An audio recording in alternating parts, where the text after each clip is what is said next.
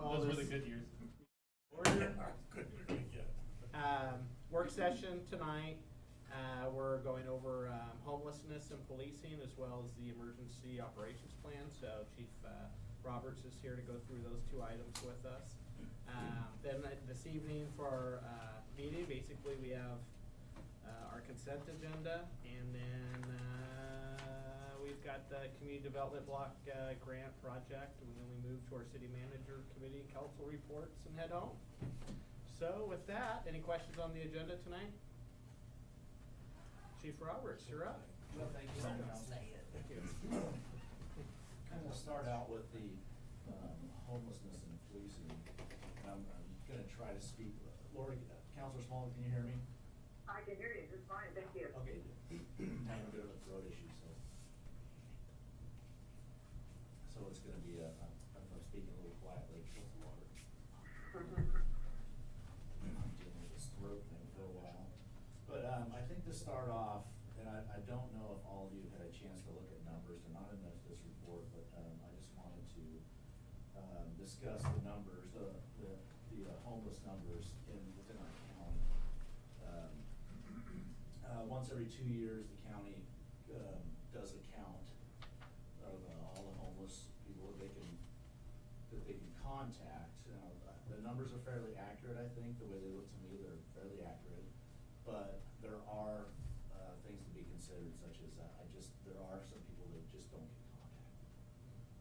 So that you got to take into account there's probably a few out there around in just our general area too that just don't get reached by the people who count, even though we use a lot of volunteers, and they go to the faith-based organizations, they go to the shelters, and then they just cover the area as well, just out there, where they think some of these camps are, just try to get a hold of these people and count them. It's called a point-in-time count. It's done every 2 years by the county. I'm sure if any of you guys are familiar with that. But the numbers are a little bit concerning. The last 2 years, we have an increase of 9%. So in total, they counted 1,166 people that were experiencing homelessness. Now there are different degrees of that too. We're talking about in that number includes folks that generally have a place to stay. It's just not secure. They don't stay there all the time. They're living in different locations with friends, whoever they can stay with. So they're not necessarily out on the street, but they don't have a permanent home. Your couch hopping. Yes. Housing insecure. Exactly. So there's quite a few of those that are also counted, that includes them in that number. And that is opposed to 1,068 2 years ago. So that's a 9% increase, which that's quite a bit of an increase for 2 years. What were the years? 2017 to 2019. Is that also considered people that live in old RVs, like on the 60-minute show last night? Yes, if they're residing within the county, yeah, and they can contact them. This is important, because sometimes when they're moving around, some of these folks, they don't get contacted in the county. They may get contacted, say, in Multnomah County and counted there, or they may not get contacted at all. So I do think the numbers are fairly accurate, but it's not a 100% representation of homeless folks that we have. One of the this also breaks down into the areas of the county, including the cities. The city of Sandy, for example, has a number here of 48 folks, and I thought when I looked at that was a little bit high for me. I expected it to be a little bit lower, but taking into the account that they are including the folks that do have they're living on somebody's couch, so that makes that number a little bit higher. So I'm sorry, now I'm confused. The 1,166 experiencing homelessness, that's countywide? Yes, countywide. Okay. Yeah, that's countywide. And then the 48's are city limits? Yeah, 48's our city limits. For example, the highest number was in Oregon City that they counted, that was 308. And that would be the city limits of Oregon City, so they break it down like that too. When I looked at this as well, I looked at the count in Estacada, which is the population is just over 3,000 there, so it's a lot less than we have. And their number is 32. So that's pretty high for a very small community like that. So if you consider, how much larger the city of Sandy is, and that number just being a little bit higher than the city of Estacada here in Sandy, I think that says a lot. But it also says though that the size of the city is not the only indicator about how many we would expect. Oh, no, yeah, and I agree Maybe with something that. in Estacada that's not. Yeah, and I agree with that. I think both the cities of Sandy and Estacada have limited resources for, Yeah. Oh, yeah. for the homeless, which is something that we discussed tonight. But most of the resources, and I wanted to kind of give you guys just a quick, you guys can just take a peek at these. This is something my officers, you guys can share. Maybe share over here too. This is just one of the things that my officers hand out to, these are provided for us at no cost. And they're updated twice a year. If you see the date on there, you'd see it, that one's for the latest one from July until the end of this year. And then we get those twice a year, so they're updated. And as you go through those, there are places for, resources for, say, food, clothing, there's contact numbers when, let's say, for example, some of the churches in our city limits, put on dinners and offer clothing, laundry services, things of that nature. So all that information's in there. So that's pretty helpful because some of these folks, are struggling just to have the basic items, of course. So that's one of the things that we pass out, among other things. That's just one example. That's one of our main ones because it really is current and up to date with all the phone numbers. And it's pretty focused, Multnomah, Metro, Clackamas, Washington. Okay, I'm reading the front. Yeah. Yeah, but not really Sandy, though. I'm trying to clear, No, there's something in Sandy here, but. Yeah, there is. If you go through, and you need a little bit of time to go through there, but if you go through some, let's say if you need some clothes, if you need a blanket, if you need a coat, and you're in a certain area, you just look up clothing and it'll give you some places to go by location, and there's places in Sandy for that as well. Now, there's not gonna be as many places in Sandy as there is, say, in Gresham, Right. or something like that, or in a larger city like that, that has more resources. And that's a really, that's a really tough spot that, my folks are in when we contact, people that are homeless here, is there's just not that many resources in Sandy for them, especially for overnight lodging. Right. Do we have anything like this for local, like really local, like for Sandy? Yeah, we have some cards that, it's just a single card. Yeah. That we hand out as well. I can get you guys samples. But Action Center. Yeah, just, all that. with just local stuff on there Yeah. too. We like to hand those out because a lot of these folks are traveling through. They're not staying here in, Sandy all the time. For instance, we get a little bit higher number in the summertime when the weather's a little bit nicer, we see those numbers increase. And then in the wintertime, when there's not a place to stay overnight, to stay warm, and it's cold out, then those numbers dip down a little bit typically. Usually, one advantage that we have here in Sandy is my officers know these people. And when there's somebody new that comes in, it doesn't really take long for us to find out who they are, and that's important. This may seem a bit forward, but there's questions I like my guys to ask. One of them is, why are you here? It's not only, it's important, it's relevant as well, because we need to figure out what there's always usually something that draws somebody here, whether it be a family member or a friend where they may have a place to stay. That information is crucial for us, because if it's a family friend, then we contact them. If there's something that we can do for them, we wanna get that done, because staying here in town, if you do not have a place to stay, generates calls for service. That's what we're there for, we'll take those calls. But if we're taking a lot of calls for the same person, and that's eating up our resources and time, when there's not really a crime being committed, but, just folks pass by people and they call. And they're concerned, which they should. It's mostly out of concern we get these calls. So, it's important for us to identify them as quickly as we can, and that's one of the benefits, like I say here, is when somebody comes in town that's new, it doesn't, I'd say, if you're here for a week and you're homeless and you're generating calls, then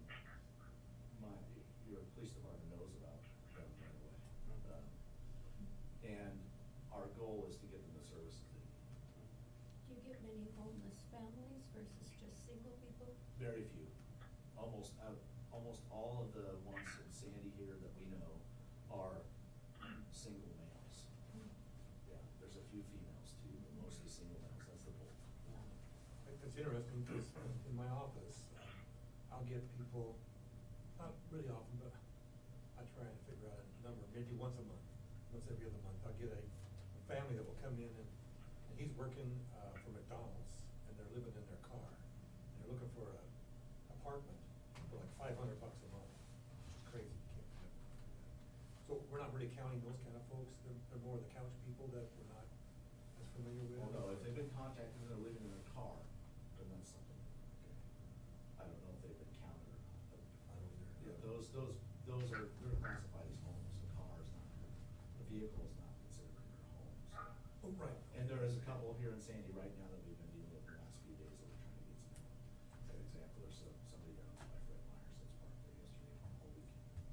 We contacted them, and we're trying to get them the help they need. Sometimes it's as simple as they get stuck here and they're out of gas or something, and we can help them find a way to get them going.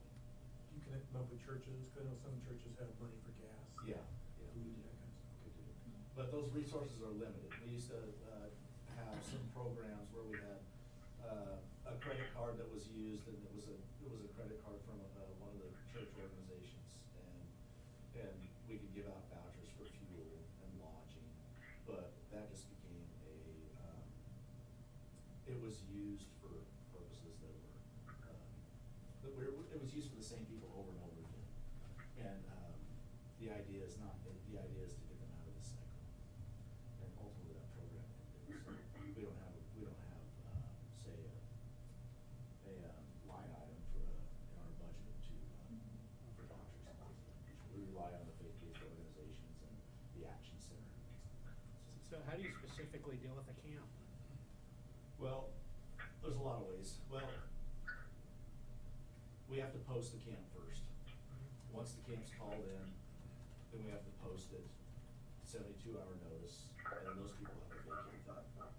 And then what generally happens is when they do, we don't know exactly where they go, and then we end up pulling up the camp. Do you leave anything behind on where their belongings might be, or is it just they show up, things are gone, and they probably contact you next, assuming you did it, right? They Or- do, if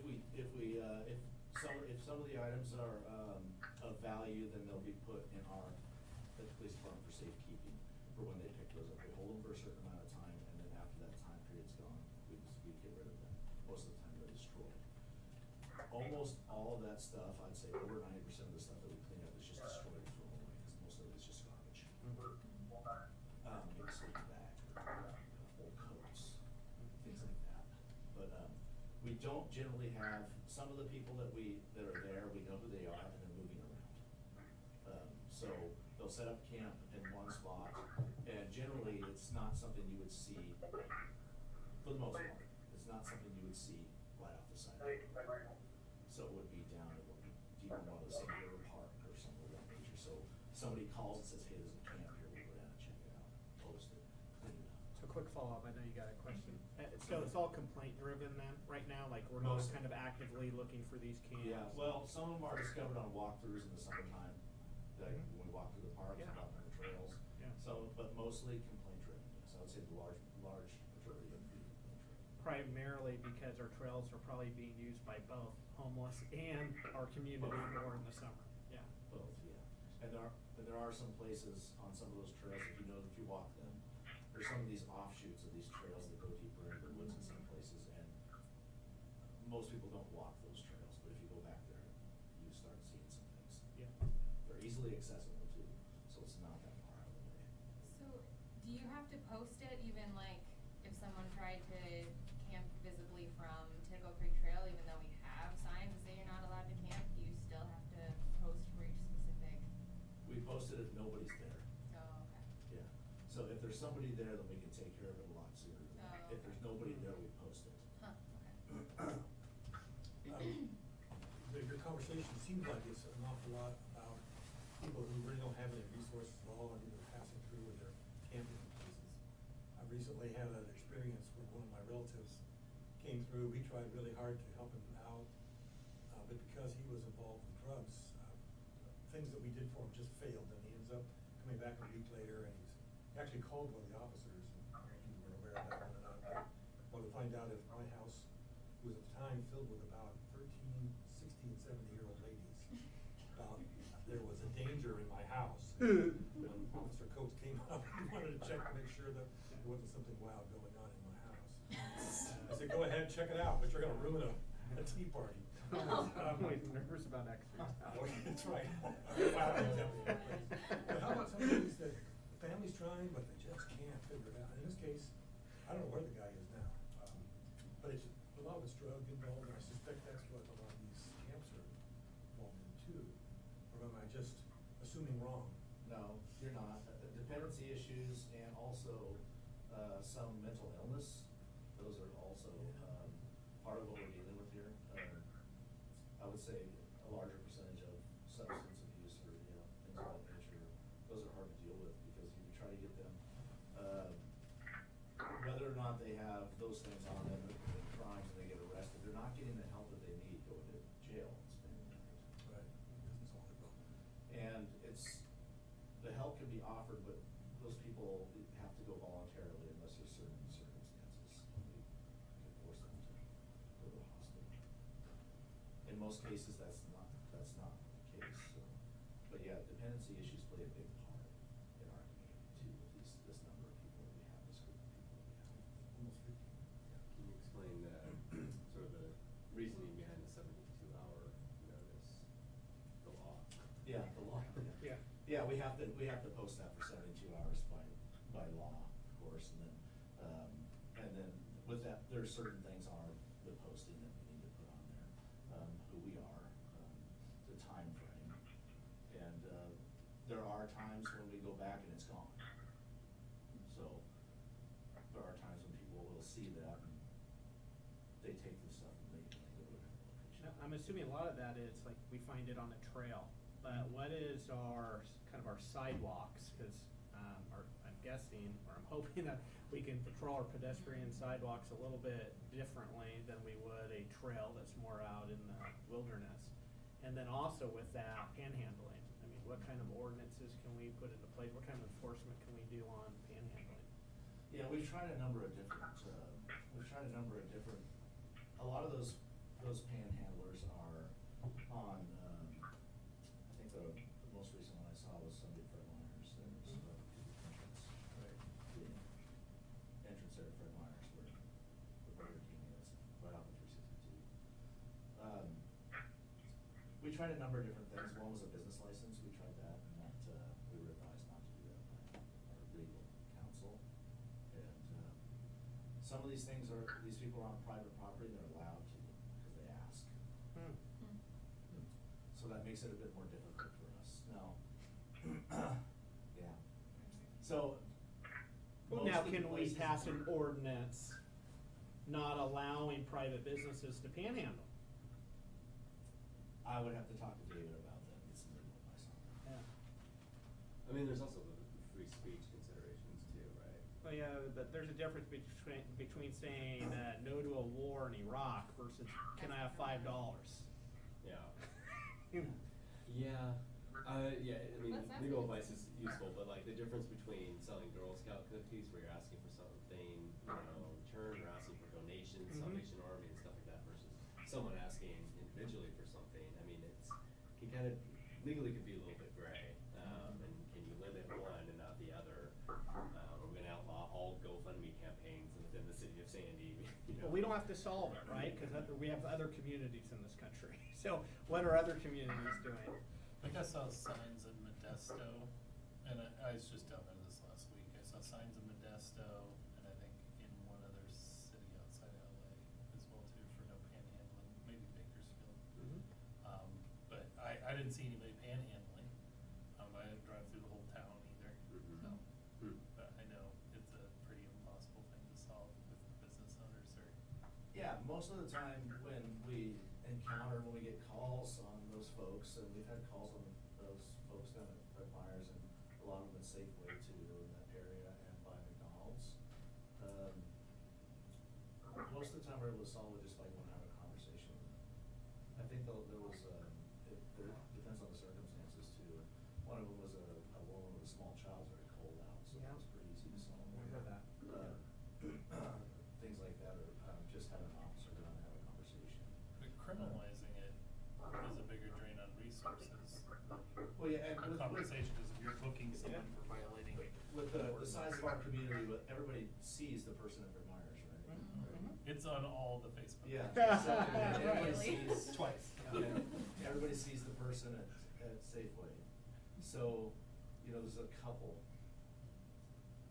and that we've spoken to, so it's not a high number, but it's highly visible because it's such a small, the size of our community. Yeah.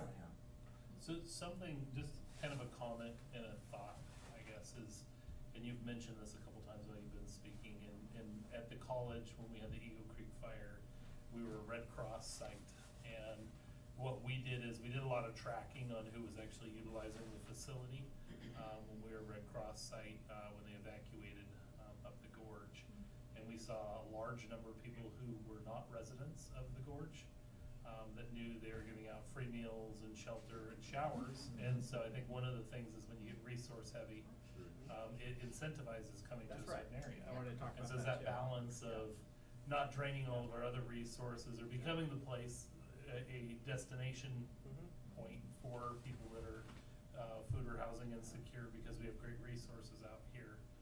But the balance of also helping the people out that are there. When I looked at the numbers and I looked at, our percentage of homeless or housing insecure in Sandy in comparison to the county is 0.2%, and we're 0.4%. So we're double what the county is percentage-wise based off population. So we actually have worse than average throughout the entire county, which the county doesn't have anywhere near as bad of a problem as, Multnomah or Washington. It's not to minimize it, but it's really, it's not even 1%, 0.4% of our population. Yeah, and kind of, and I know you're not talking about it on this, but we kind of talked about it our last meeting, which is, how big of a problem do we have, right? It's like, is this really a problem? And I would argue, just as someone who doesn't interact with this community every day, I don't think that here today that we have a big problem. But what I would like to see is we see surrounding communities' problems increase and their housing affordability get harder and harder, and our population grows.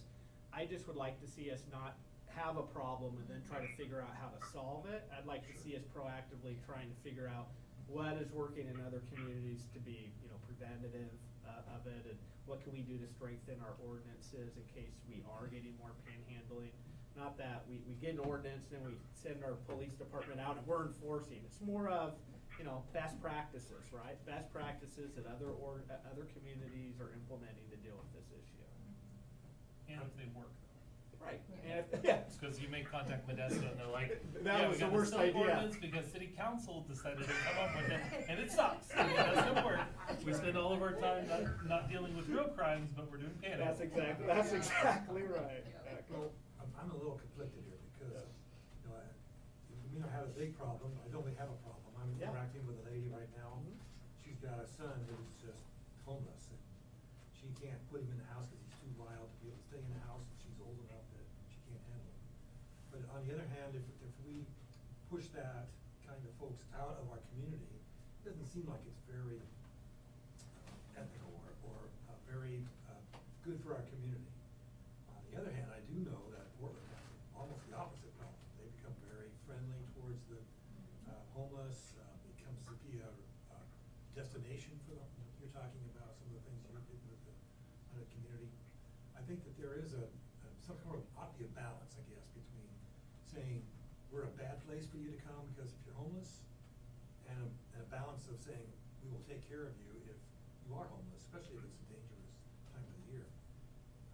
I don't know where that balance would be, but I do know we have people in our community who belong to us. And That's right. That's, to me, that's really big. It was a couple, more like 4 or 5 years ago now, we, out of my office, had what they call the bunkhouse. And there was half a dozen people that were the marginal folks in the community.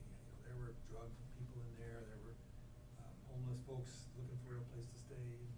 It was really tough, and then it got into fire, and we had a comfortable time for a few months, where to put all these people that no longer could find a spot that was $100 a month. You just don't find that kind of, place to stay. And it was a tough time. I understand several of those folks, you know, they end up staying on friends' couches, in garages, in tents in the back of people's houses, on the creeks, kind of stuff, so. Yeah, I think that when you made a comment that's like, you know, don't know how ethical pushing them away is. Well, it's, and you have a really good point too, is that you said if they build it, they will, if you build it, they'll come. Right, exactly. But for those folks that need those resources that we don't have, then that has to be what, I mean, if we don't want somebody to sleep out in the middle of, you know, when it's 20 degrees outside. So we're gonna recommend that they do go somewhere else and recommend a spot for them. If that's us helping them get a, you know, with a bus token or something of that nature to get them to where they need to go, then I think that's the best thing that we can do. There's just a lot of challenges with that. If you don't have a lot of resources here, but if you do, then I do believe that's the question is, should you or should you not? It's gonna cost money. Yeah. I've been to Salem's kind of solution, in one area, and they have these pallets where you can put a tent up, and there's a water there and a porta potty toilet on a piece of property that they own. And it definitely takes folks who are really on the very edge, but when I walked through it, it's been a few years now, when I walked through that, you could just know that the folks were on the very edge of survival, just really didn't have much at all. And a little bit better weather than we have here. But that costs the city money. You gotta provide the water, it gotta be drinking water, so it can't be something that. Don't flush the toilet.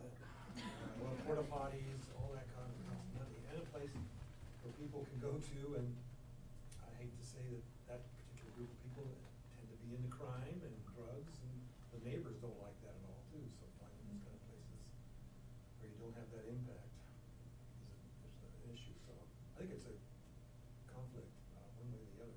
Do we throw them away, push them away, really having a hard time finding a place for them that doesn't cost them much. Right, I think ultimately our goal is to get them the help they need to get so they're not homeless anymore.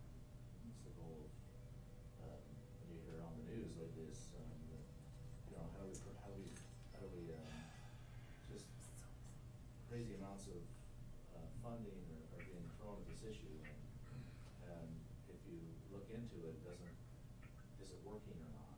All this money that the city of Portland's doing, how much money is being thrown at this problem? All right, we got some hands up. I'm gonna go John, Bethany, Dan. So Carl, I actually think that you may not have thought you were proposing a solution, but I think you're also proposing a solution. It is about balanced approach, and I think it's also about how we're gonna prioritize whatever resources we have to offer.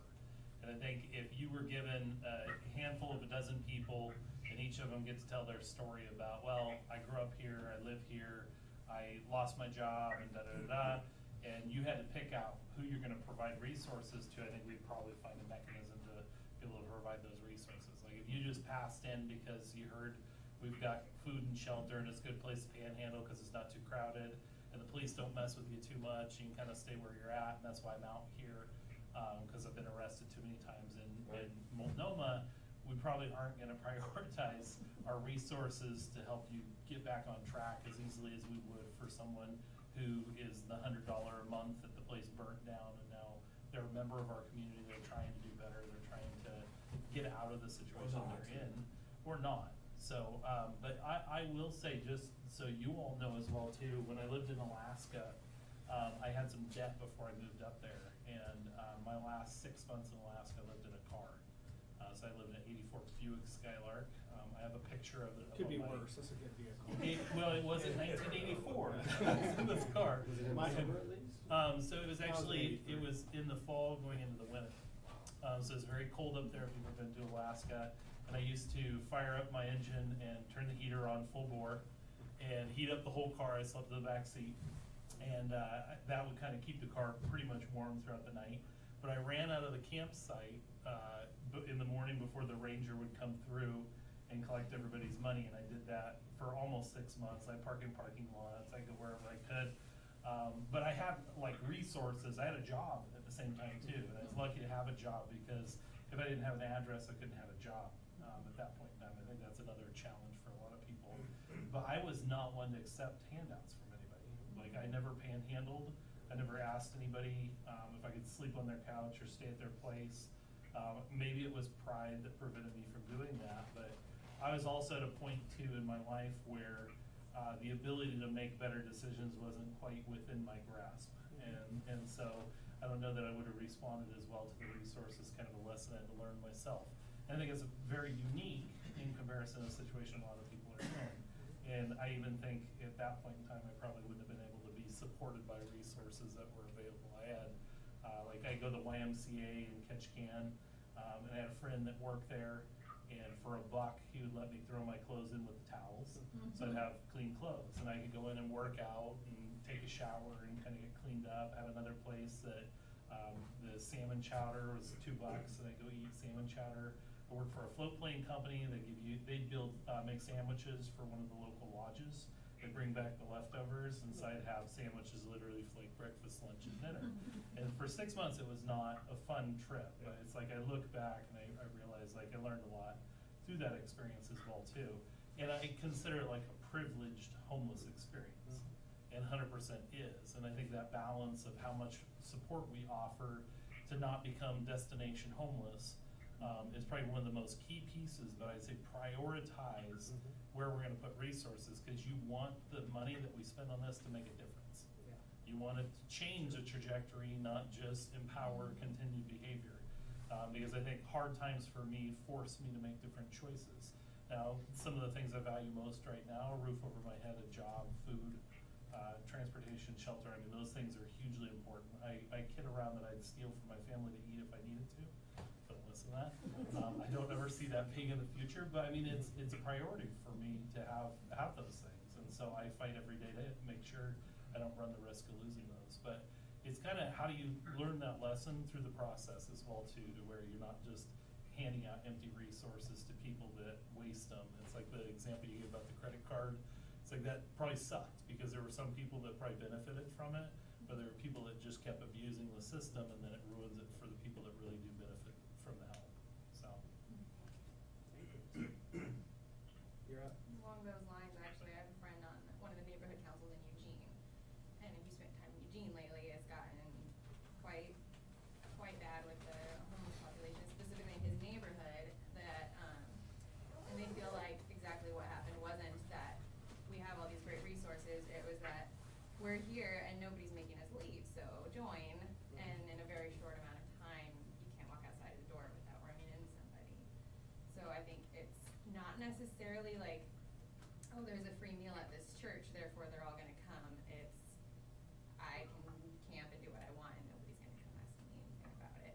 So just like, I guess being more on top of that and not so much worried about the free meals or whatever. Yeah, that's kind of exactly why when I mentioned earlier that the folks need to be contacted and ask that question. Yeah. You know, who are you? And, you know, what are your circumstances? Why are you here in Sandy? And then ultimately, well, what can we do to help? You know, whether it be get you to where you need to go, get the services you need. Of these 48 people, or, I'm sorry, yeah, 48 people that they counted in Sandy, a large percentage of those are chronic, you know, homeless, that have been here for a long time. We know who they are, they've been homeless for, you know, most of them have family here, but they've had either legal problems, tenancy problems, and have gotten either kicked out of their home, and they stayed. So, and I think, you know, a good example is some of you probably see all the time walking around. Those people have been here for a long time, and some of those people are responsible for some criminal activity too, so we have to, you know, look into that as well. But, and a lot of those things are done out of desperation, they don't have any money, they don't have any food, and they have, some of them have these dependency problems that they just don't know how to take care of. So 48, where are the kind of locations that they tend to be more visible, or where are more calls? Where are the calls being generated to? For us? Yeah. For us, most of the calls are generated in the parks or on the trails. That's not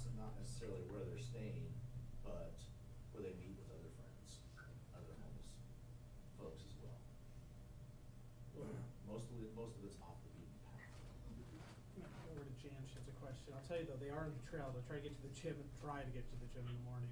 And I'll be on the bike and you know, if you've been to that gym, you know, you kind of overlook those trails. It is amazing as the sun starts to come out in the morning, how many people you see coming out of there. Yeah. That trail system also connects to the school. Yeah. And over there, you're talking about by the athletic club. Yes. Yeah. That trail system also connects through. Hey, Jordan? Yep, Jordan, can you hear me? Yep. We're getting a call, so I will be back to you guys in a little bit. okay. So yeah, so our SROs routinely walk those trails too. Yeah. Back to that whole trail, so there's a lot of joggers too that go down there too, that Yep. will also generate a call or two here and there. They'll go by. Kids too. some folks, yeah. Yeah. So yeah, that's an issue, it's a problem there too. Yeah, I really like what you're doing. I think you're doing it with heart and you care about people and it's working. And I would rather see something like what you're doing that's proactive rather than something punitive. Yeah, I think that, like I said before, I think we're fortunate here in Sandy, Mhm. to what I know that we're growing, and this may not always be the case. Right. But we have, you know, our officers are very proactive, so they know what my expectations are of them, and they're good about getting out there and contacting these people, and you know, that it's not always about, like you said, it's not always about punitive. Right. That's not what we're all about.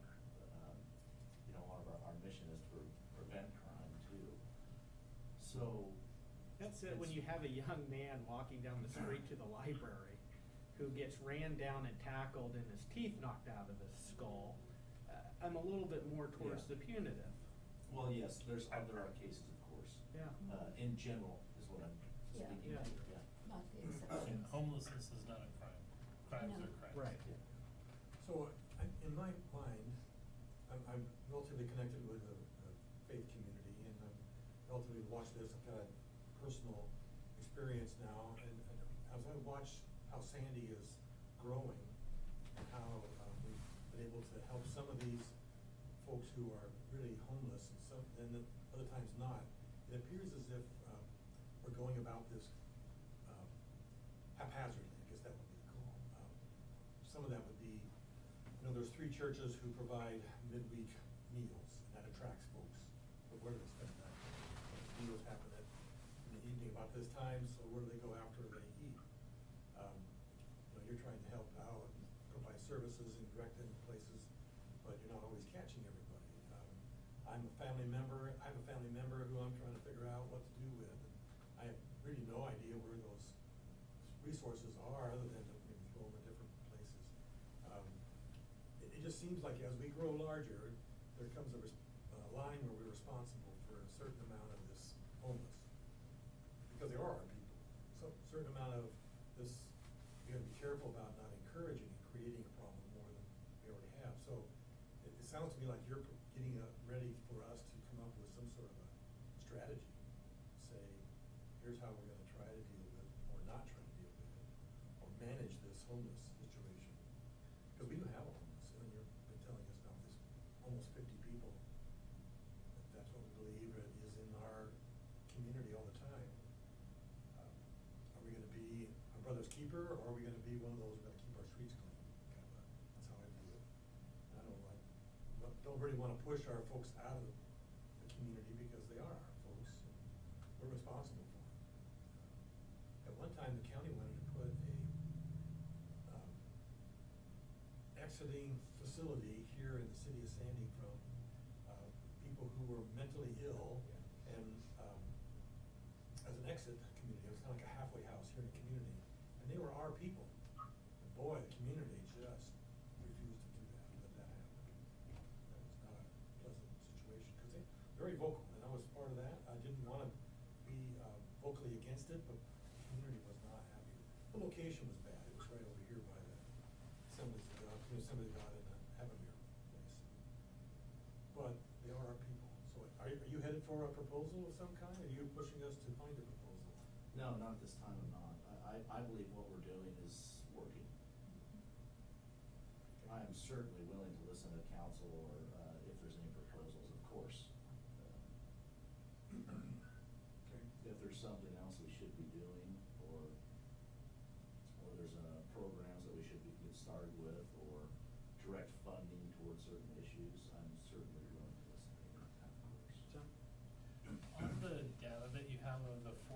does it break down demographically, male, female, age groups Please, as well too? please take a look. Okay. It does, it actually breaks it down quite nicely. So probably not the most popular question in the world, but how much of an issue of the individuals that you're getting calls on and dealing with a result of passing through as a result of transit services and stuff that we have going on here in town, and availability? Far less than half, I would say. That's good, yeah. Now, in the summer months, it's a little more, because what, Counselor Henson was talking about, a lot of the meals that are served, the people that aren't here are coming in, and they're using public transit. Yeah. But most of those folks are getting a meal and they're going, back to where they're either have someplace they're staying or they camp somewhere else. But yeah, so they do use that. Well, there's a reason I ask, and, I don't really have a baked opinion in on this. In fact, a lot of my views have changed on transit over the last year and a half and stuff, of being more engaged. That said, as I kind of travel around and talk to different counselors from different communities, and I ask them, Happy Valley being one, because I'm in my car, I'm a salesperson, so I see a lot of communities. I notice some communities have more homelessness than other communities. And when I talk to counselors, I say, what is going on in your community? I do routinely hear, and they advocate for transit, right? They want their community to have transit, so they're not against it, but they do say it is a big help not having transit in their community as far as homelessness. So for their communities, when their opinion of their transit system is it increases their population? Yes. Well, that they don't have an increased population as a Because they result of don't. not having transit. As a result of that. We had to increase to $1 our transit from the Gresham area up here, and it appeared to solve, I wouldn't say solve, but it appeared to reduce a lot of the transient kind of use that we have here in Sandy, because before that, it's free, jump into a rig and you come up here with a bus. So that you hit where I was going with my questioning, because where I'm going with it is when we went through our transit master plan, there were some suggestions to our council that we should do away with that dollar. That a lot of transit communities are doing away with charging. So as a law officer, enforcement, did you, that dollar, did you see a change in, the rise of homelessness or what you were having to deal with after that dollar? Because of the $1 fee? Yeah. No. You did not? No, not because of the $1 fee. Yeah. I heard it from Andy, I thought. Well, there are instances where, people were riding, not people that were, we did have some issues where we had some folks that would travel out here on transit, with the intent on committing crimes. Mhm. Now, if they wouldn't have had transit, would they still have made it out here? I can't tell you, but they did ride that. Yeah. So, but that was things that we had some issues with, some recruiting issues, some gang issues, where some folks were riding the transit system out here and then attempting to recruit younger folks into some of their gangs, and they were riding transit, but The same that as was, an accomplice. that was not really, would they have been out here if transit didn't exist? Your guess is. And I almost wonder how much of it, I'm just thinking out loud, is the highway. Cause a lot of communities, you have to actually exit the highway to get into their community, and ours, They don't. you don't. Yeah, You're got just the here. bus. You just got the bus at the stop. Right, yeah. I'm wondering if there are some decisions we can make, like the $1, that move that homeless situation one direction or the other. That are relatively simple, relatively cheap. I don't know what they would all be, other than the dollar thing, maybe you should charge $5. I don't know what that might be. I'm concerned a little bit about seniors and that sort of stuff too. At one point or another, we sort of try to, manage it, your officers are looking for ways to help them through this process. I thought we were doing it with the $1 for the transit. And maybe there are others, that we get involved with. I know the churches are involved that way too with meals. It just seems that maybe through some simple, low-cost kinds of things, we can manage the homeless a little bit. One of the things that I thought I saw was that when Portland and Gresham start moving transients around a little bit, but they end up moving away and pushing up towards this way, do we get more transients when we see Gresham and Portland, routing them out of a place that they normally would each other out? Not a large number out to here. Not much of that would make a difference. Occasionally, someone gets out here as a recommendation from maybe another agency, but it doesn't happen very often because most of the folks know that there's just not that many resources. So us pushing people that can't out these camps and wouldn't really help that much? Not really. I don't believe so. And like I think Jan was saying, if when you're out here, somebody had mentioned that they don't get, the police leave them alone in certain areas. You're not getting any contact with. Well, you're gonna get contact with Sandy. So I think that also, that helps Sure. because, Reputation. and it's not in a way, not always in a negative way, but it's important, like I said, for them, hey, the police here are watching. They're making sure that that people are, behaving like they should. And if I'm doing something wrong, I'm gonna get contacted. Or if I don't have a place to stay and I'm out on the streets all night, I'm gonna run into one of the officers here who's gonna ask me why I'm here.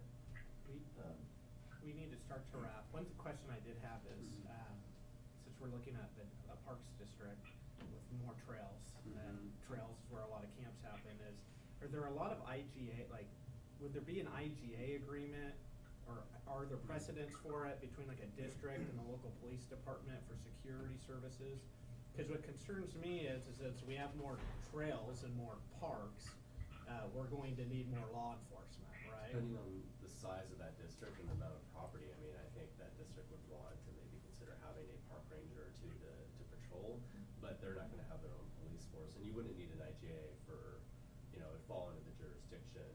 Well, I want that revenue though, because, because we need more officers to patrol, so I would wanna bake into the game on, what we're projecting on the tax rate and everything else, that one, we're properly maintaining our parks and securing, our parks. So, has that ever done, or am I just really kind of out on, my own planet I don't or know, something like that?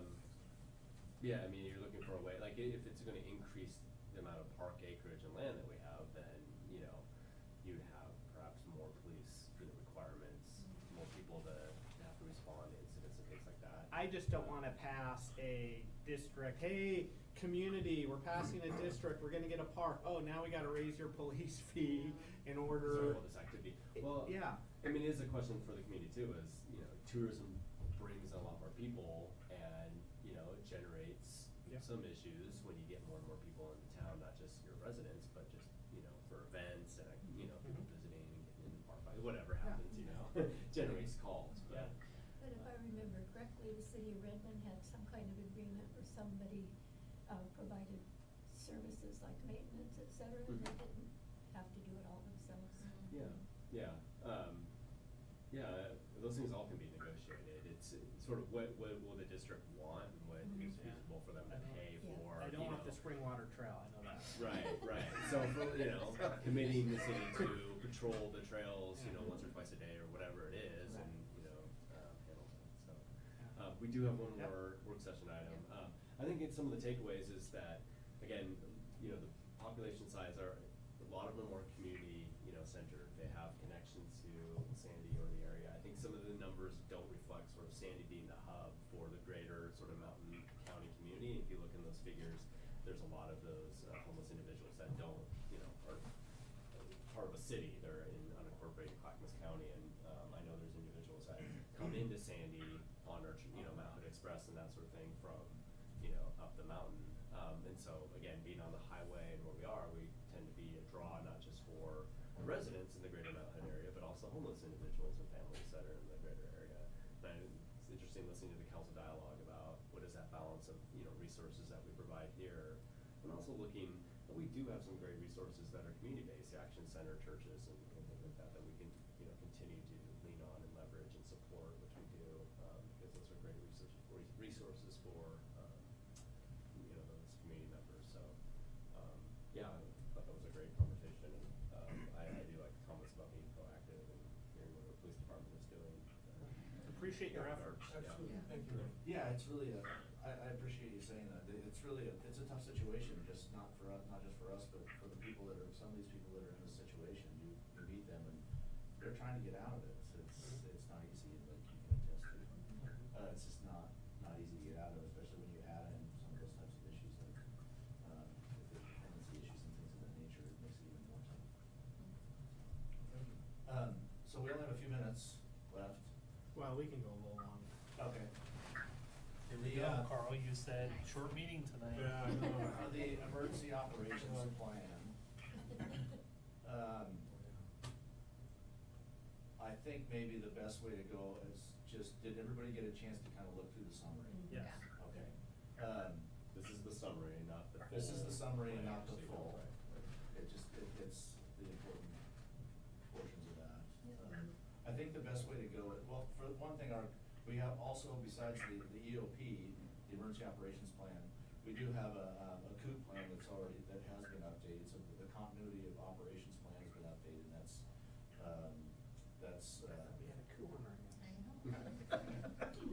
So that's been done. When you Now, try to what overthrow did, state. what did get, I am in the process of updating our EOP, and I just kind of learned, well, I was kind of going back and forth with it. I thought it'd been updated, it's on a 5-year cycle, and it's updated. So, that is in the process of being updated now. I had a meeting with, former city manager Yamashita last week, and, we, talked out what we probably should have talked about before she left, but it was a little quick. So, some of those things I had needed to, get updated from her on, so I can proceed with the updates that we need. Now, the updates on the emergency operations plan that I'm talking about are just, these are minor things, like some, names are gonna be changed of people that aren't, maybe doing a job anymore that they were 5 years ago. I'll go through and update all that, and, I was just talking to, Chief Schneider about that as well. So that's in the process. I'm hoping to have that done by the end of the year. Yeah. Does everyone know what, first of all, the basic question of the emergency operations plan, does everyone know sort of what it is, why we have one and everything? Okay, cool. Spend too much time rehashing. Yeah, that's why I asked if they read the summary, so Yeah. that's, Yeah. that's pretty basic, and there are roles that you all have, and like, for instance, the mayor, if need be, would declare a state of emergency in like a major disaster. And the, and, you know, at some point in time, during a disaster, there could be, an emergency session called where the council would have to approve additional funding if needed. And obviously Tyler would be involved in that as well as the finance manager. The other operations that we take on during emergencies, like, at the Emergency Operations Center, would be taken care of by, Jordan as the city emergency manager, most likely in the event of emergency. I would be the incident commander, or maybe Chief Schneider, depending on the situation. Who determines that? How do we determine that? Is it collectively in the executive? I saw there's the council, mayor and council, city manager, a couple of, I mean, does that group collectively decide? I mean, how As are far as those the incident commander, that would be up to the city's emergency manager, which Okay. would be Jordan. So if it's like a major fire incident, Yeah. right? I mean, You'd you have know, me. that here. call is gonna be pretty easy, you know? Yeah. Right. I've got a hose. Yeah. Yeah, sewer problem, I got it. Sewer goes bad, we're gonna take John. Yeah, so here's just an idea. We did this a couple years ago, and I know you and I in the room are the only two that actually were a part of that before, but we did a tour of the operations That was center. actually my next, that was Okay, where I was cool, going cause I think next. that'd be good for everybody to see that. So, yeah, the city's emergency operations center, our primary location is at the city police department, and it is set up in the room there. It's, the equipment gets checked on a monthly basis by me as far as all the computer equipment and things of that nature. We do have a secondary location at the fire annex as well. So, but it would really be nice if you guys, if we could, set up a tour. It is set up in a way that every job in the EOC, whether it be a safety officer or the incident commander, you can, walk in there with little or no experience in an emergency operations center, and, here is your packet for, you're the safety officer, here's your job. It's, the whole operations center is set up like that, because really, we don't get a lot of experience in these things in real time. That's right. So it has to be set up that way, because you could walk into one of these and it's going to be, in the event of a large-scale disaster, it's gonna be quite tedious and stressful, and, having the basics covered is really crucial. So I think myself and the former manager Yamashita did get some world experience when we went down to, and that was very helpful because it's something that I hadn't done before. We we're down at John Day during the eclipse. So we ran an active emergency operations center for 3 days, I think, and we were on 12-hour shifts.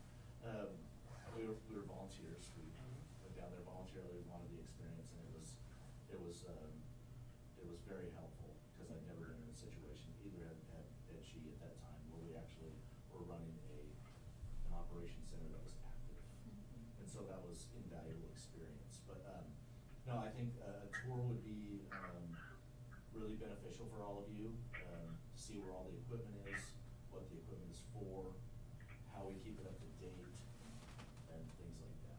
And maybe even having folks, cause they can do the FEMA ICS courses. And I mean, even for council, just doing the 100, 200. And so like 100, 200, 700, 800 series courses, and then 300, 400 are in person. Yeah, the other ones are online. Even the 100 and 200 I think would be beneficial. Well, a couple things. One is 7 or 8 years ago when I was on the water consortium committee, they did a setup, acting, I guess it was, of water breakage for different water in the cities that earthquake, I think it was. And it was really interesting to watch how they did manage what would happen if this thing happened, what that thing happened, who they contacted, who was responsible. That was a very enlightening observation. So I don't know if that was something we could do, kind of, whenever you do something like that gives you at least an idea where you're at. So maybe there's something on that order. The second thing is, when I reviewed the plan, there was a portion in there about what were the possible hazards that could be experienced by us for storms and earthquakes and fires and floods. There was even a volcano eruption scenario in there. And I looked at some of the possibilities of what the biggest risks were, and I'm not sure I totally agree with that list. I Yeah, wonder if we that's could- just an outline too. So there are Could other be. there's Might have there's been in the many natural hazards mitigation plan. possibilities. Yeah, right. Yeah. There's an analysis there. I think the two top were earthquakes, the seductive corridor down through the Willamette Valley, but we tend to be outside of that. I won't get into detail there at all. But 60% of our residents commute for work, and there's gonna be panic. Okay, a minute. Yeah. So let me get to my point. Okay. My point is that there are certain things that we see a lot of. So was the last time we had a fairly significant earthquake compared to was the last time we had a significant storm, possibility of fires, what California's going on with. I wonder if there were a look at that by either council or by the people who are responsible for the emergency plan to look at there's things that we may want to do, let's say for fires, fire corridors, fire prevention, those kind of things. Maybe not so much inside the city, but wildland fires. And there's a storm situation that we can think our way through. And the last time we had an emergency plan instituted, it was a windstorm. We had lots of trees down. Yeah. That's been quite a few years back ago. I was in fire acts. Yeah, right. So I just wondered if there wouldn't be worth it to look at that plan and say, okay, here are some of the things we think will be high risk, probably gonna strike us, and here's how we might reduce the risk to us. We're in that process now? of Yeah, we are. building- We're doing that already. Let me give you an example. And this is something Chief Schneider's involved into. Right now, we're in the middle of Mount Hood evacuation plan, and it's for wildfires. So I think, was it last week we had a meeting? Last week. We've had many meetings so far. It'll lead up to a full-scale exercise in May of 2020. So that effort is spearheaded by the county, and there's representatives from all the cities, including myself, involved in that. And we're getting down to the point now. A lot of work's been done, but everything, the area, the wildfire area, Mount Hood, and on the other side, has been broken down into zones. There's 10 zones. They're not set in stone yet. We're finalizing all those. We're developing evacuation plans. So So just as an example, you're right, Sandy is like most people are gonna go west and Sandy's a choke point, so. Right. I imagine This is there's- just an example, so how do we get everybody through? Do we have enough resources to fuel for those people when they're coming through? Both food- We got that. Yeah, we got Thinking that. about water. But that's just an example, but there are conversations and training that are going on for those very things. Earthquake too as well, everybody's, that's a hot topic. It's the big thing. It can happen It's again. a But disaster. another thing that you Happen. pointed out, Wellesley, is, what we use mostly is, for any kind of EOC is, we have a web EOC too that, I use probably more than any of the other, like a full-scale emergency operations center being open, it doesn't have to be much. But I do, have the, web EOC open quite a bit during the winter during storms, so that allows us to monitor what other cities are doing in real time, what the county's doing, if they change their status. And that's also a function in the emergency operations center that if we can get a tour together, we can put that up and I can show that to you folks. It's how we monitor what everybody else is doing and the condition of their city and the county at the same time and change our status, request help if needed. Counselor Exner, I think, so on the agenda tonight is, approving the update to the natural hazard mitigation plan, which is another sort of emergency type sort of plan, right? That is tailored and specific to natural hazards like fires and earthquakes and things like that. And, that's done through working with the county and having that approved by FEMA so we can get FEMA reimbursements for Yeah, natural money, hazards. right? And so it's not a policy document, it's not requiring us to make a code change or anything like that, but it's strategic in that it asks us to, consider some, strategies, like one of them is improved vegetation management throughout the city, right? For a number of reasons, right? Better slope stability so that, you don't clear cut land and It's have a never bunch of just one land, single mudslides, issue. but also fire resistance, so making sure that we have, encourage the public to plant native vegetation and prune their trees and, appropriately manage them on private property, and we do the same for our public parks, so that can help with that, Mhm. Mitigating that hazard. So I think you maybe were kind of referencing some of those, hazards that were identified or prioritized, in that plan. But they are related. Wasn't suggesting we modify it for those reasons, but just in my mind, it looked like there might have been some, in my mind, I didn't see that the risks were labeled that I thought would happen the most likely. And I think there might be some things we can do. It sounds like you're doing them already, which I wasn't aware of, so. Yeah. Yes, do you get any seismic information, or does that just come from the state? So if we know if lava flow is coming our way? That comes from that information that we get comes from the state. Mhm.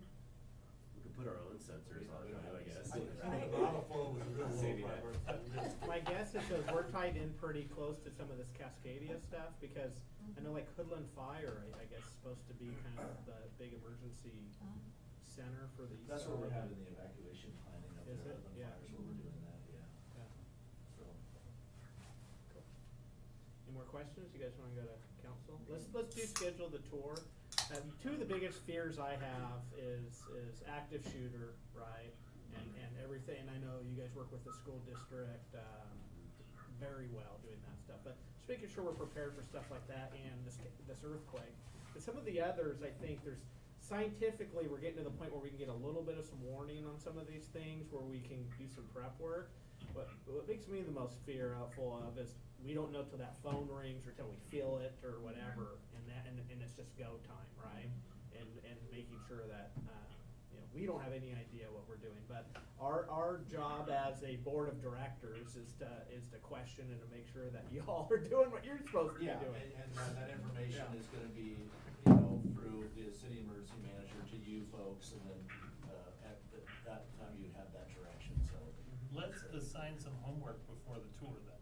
Yeah. Have everybody do ICS 100. Mhm. I think we should do it, I so love that it. everybody's a little more prepared and Actually, I've already understanding taken it. Sounds like what you're talking about. Sounds great. Yeah. Let's do it. ICS 100. Yeah, Yeah, we'll it get you actually, it up. does not take that long to get through No. this, yeah. Just You send can us the almost link. just go to the test. Yeah. Not great, is it? Alright. Thank you. Okay, so tour then, so, yeah, so, sounds good. Scenario-based tour. Scenario. Would you I like want to- 17 different Yeah. scenarios.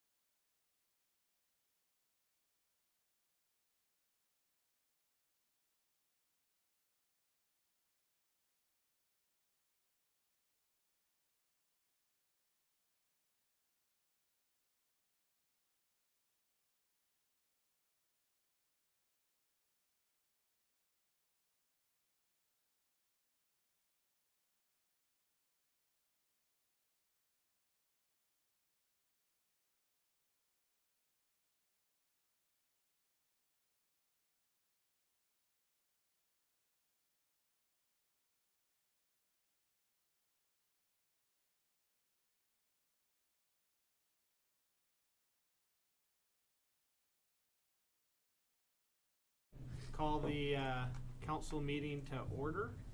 Please join me in the pledge.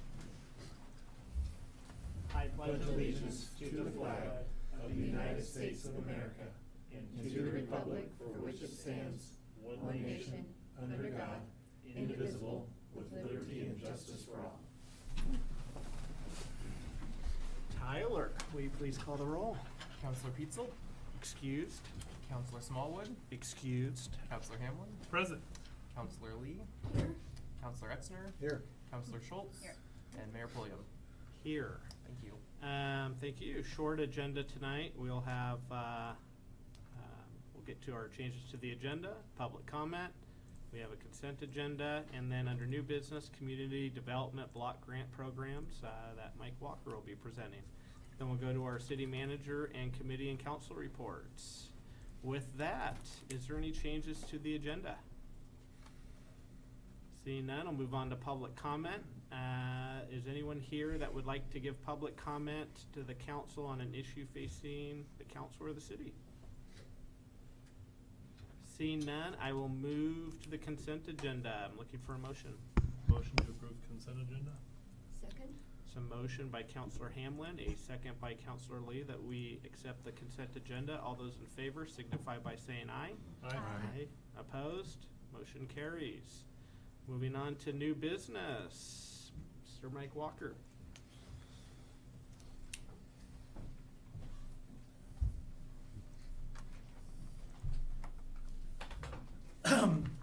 Yeah, we want to get some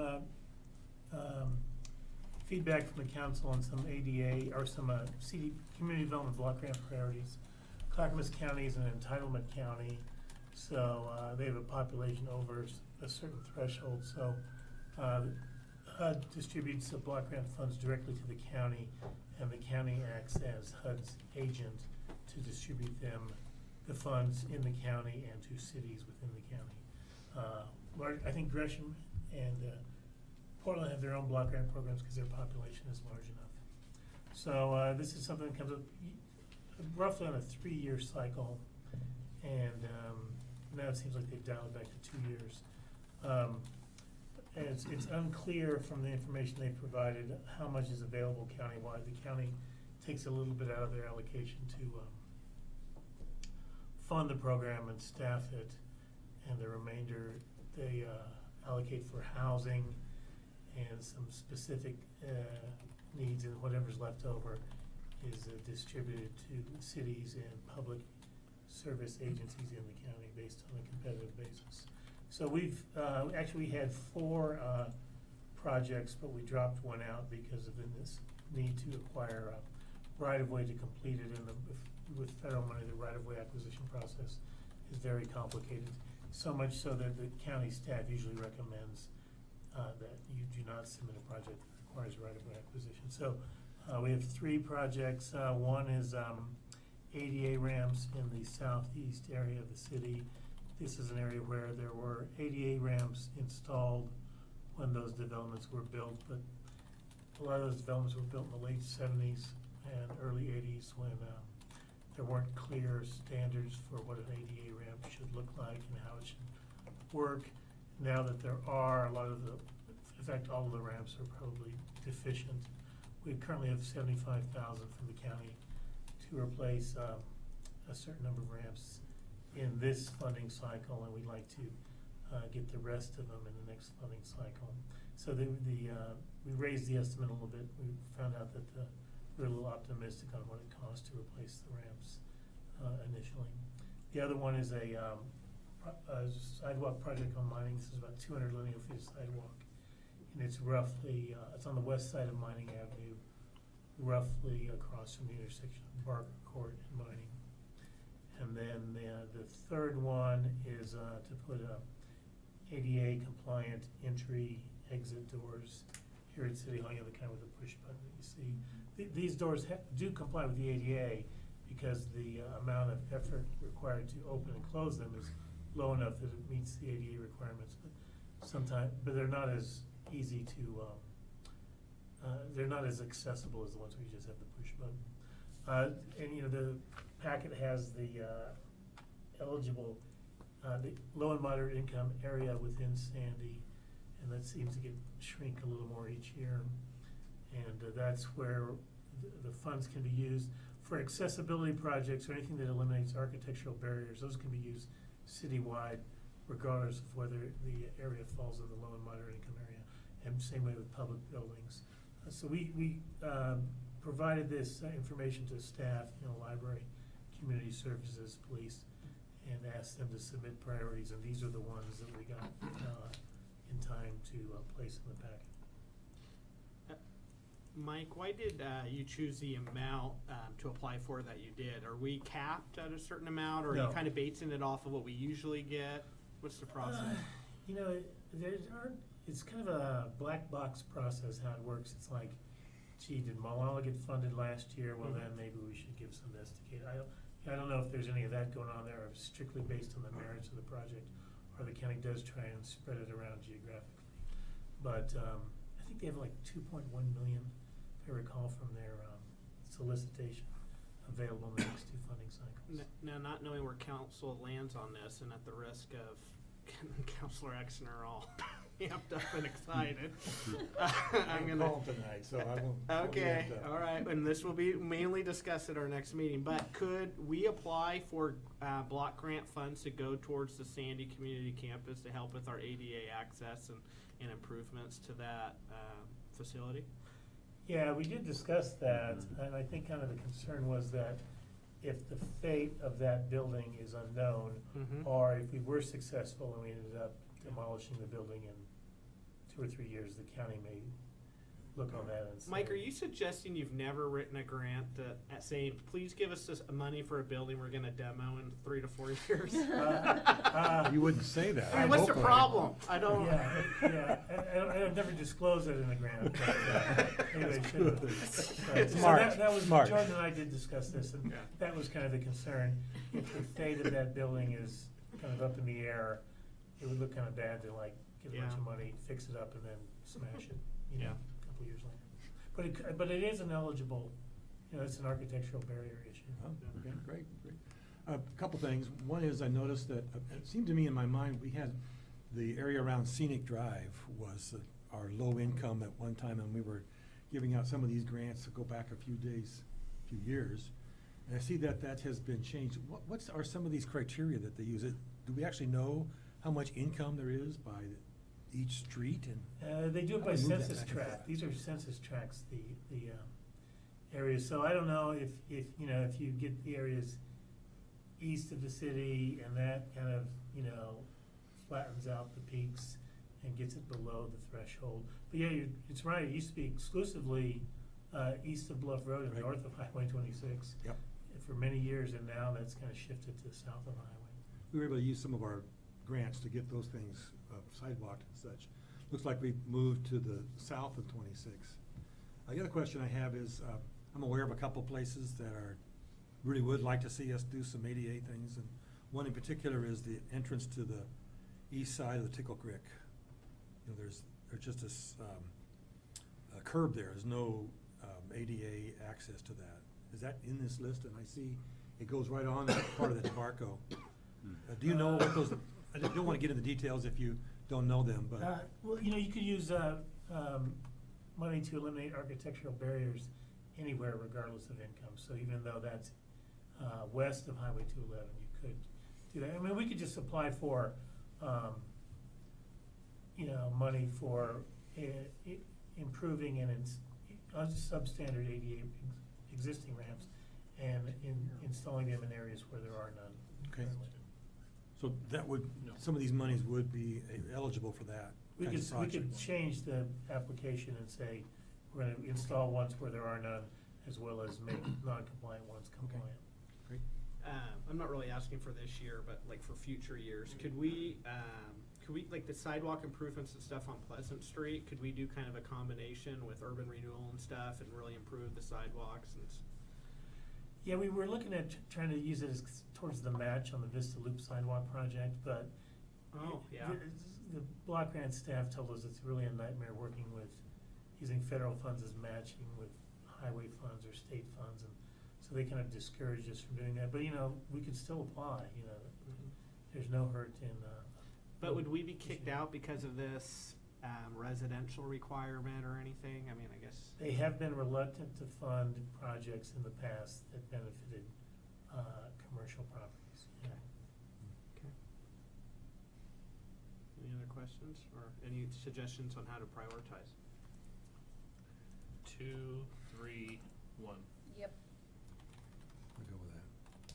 There are a couple of places, in the city, like on Sandy Heights, that have been without sidewalk forever. I'd love to see in there, but I don't see us get it in because of the way the red hash stuff is, but yeah. that would be Yeah, great. with this list. Yeah. Okay. I'm there. Speak now or forever hold your peace. All right. Yep, good. Thank you. Cool. Yeah. All right. Thanks, Mike. Appreciate it. Jordan, city manager report. We're already there, buddy. Whoa. Holy Right. smokes. Steaming down the road. Don't look at that, Jordan. Just talk.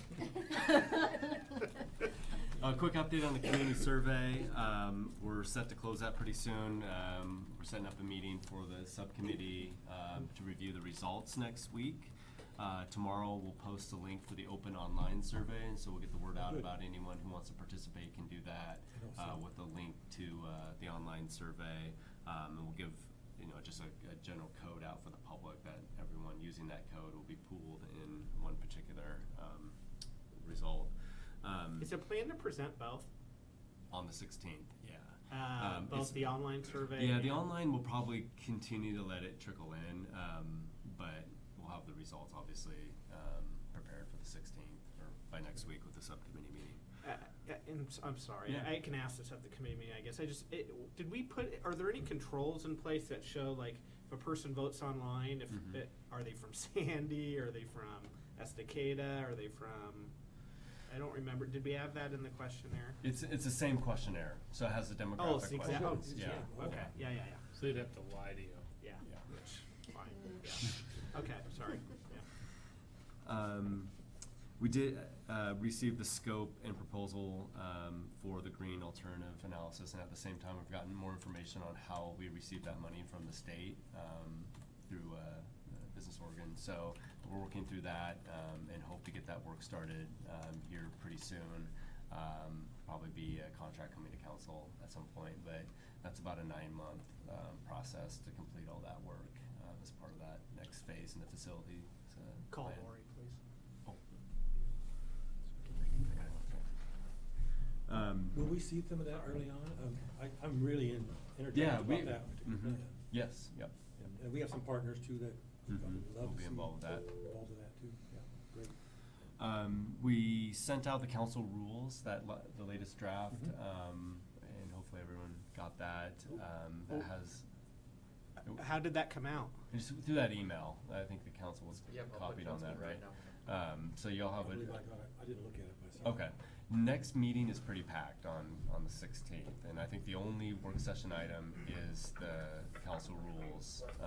And then that night, we have a couple presentations, and I think we have an appeals, for a certain development that needs to be scheduled that night too. So, sorry to make your last meeting before the holiday a big one, but it could be a little bit of a longer night than tonight. And then I'm sure this will be touched on, but this week is a couple great events coming up. We have the tree lighting ceremony Friday, 6 o'clock. The lighting's at 7. And then the breakfast with Santa is on the following day, 7 a.m. to noon. So we're looking forward to those things here and kicking off the season. And we got some other great private events going on too, or shows that I'm sure we'll be talking about. Thank you. Counselor Schultz. I do not have reports now. One thing I have is, last week I went to the high school's display on the play called The Wizard of Oz. Oh, yeah. And I was really impressed. I don't think I've seen one in quite a while, but they have a really good venture. I was most impressed by the group of 3 fellas that were from the popsicle union. They had how wonderful they were, and they gave the popsicle to Dorothy. It was pretty good. I thought they did all right. And that's it for me. Lily. I'm kind of losing my voice, so I'm gonna pass. Okay. Counselor Hamlin. Report. Okay, I'm like, I'm used to a little more time. I think I've talked about it already. Sandy Light Show with Sandy Helping Hands on the 20th. It's all over on social media right now. So lights are up and running. Stop by. Don't turn your stereo up too loud. Don't keep your headlights off. Yeah. I will get on the Popcorn. microphone and hit pause on the whole show if you're up too loud. So I will, actually. Short report for me. So one, as I mentioned it at our meeting, our work session earlier, is kind of both items that we went through, both homelessness and the emergency plan. I view a lot of that as us fulfilling our board of director duties, so to speak. You know, as we don't always, have the chief in here and talk about homelessness and how we deal with it because we think our police department's doing anything wrong or handling the situation wrong. It's more of, us doing our duty as counselors and representatives of the community to ask the questions and make sure that things are getting done in the way that I think our community wants. So, great. I thought it was a great work session tonight and really appreciate the chief putting together his report. Jordan touched on the highlights of coming up this weekend. We have the Christmas tree lighting and the breakfast with Santa. We also, next Wednesday, the 11th at 6 p.m. is the annual meeting for the Sandy Area Chamber of Commerce. I'm not going to be able to make this one. I have another meeting, unfortunately, but if anyone could attend, you really should. It's at the VFW. I went last year. It's one of those really kind of unique and neat community events. I know David was there last year as well. And you get all the different business owners, big, small, medium-sized businesses and stakeholders in our community in one room, sharing a meal. So definitely should consider going to that. It's a great event. What's the time and date again? It's next Wednesday, the 11th at 6 p.m. at the VFW. Do you need to RSVP? Yeah, they have it on their chamber on the Facebook Okay. website. So wastewater, I've had a couple of emails back and forth with Jordan, and this is just kind of me letting you guys know, is, I have a couple of clients in the nursery agricultural community here in Sandy, and a couple of them own property that's adjacent to that Isley nursery where we currently have an agreement. And just, through conversations, there's a lot, especially ones that are butted right up against that's kind of makes you think, if we just extend that pipe over a little bit and we could get some more possibilities. So I threw that over to Mike and Jordan, and that's going to be part of kind of some of our plans that we're looking at. One thing I would just like to say, though, is I would like that to be bumped up in the timeline because we have this bit of this issue going on where we've got to do something with our water and really do right by our rivers and streams right now before we have our plan, and we've got to do what we can right now. And so if we're able to take some steps to disperse more of our water, I certainly think we should look at doing it as soon as possible. And then finally, winter tourism. We have some great events coming up, but I am going to challenge council at our upcoming retreat in January to really look at what we're doing as far as winter tourism. As I kind of go into my second year here, is my first term, I personally want to focus a little bit more on some economic development, Pleasant Street master planning, but winter tourism, and we've talked about, light shows, really taking the tree lighting up to the next level.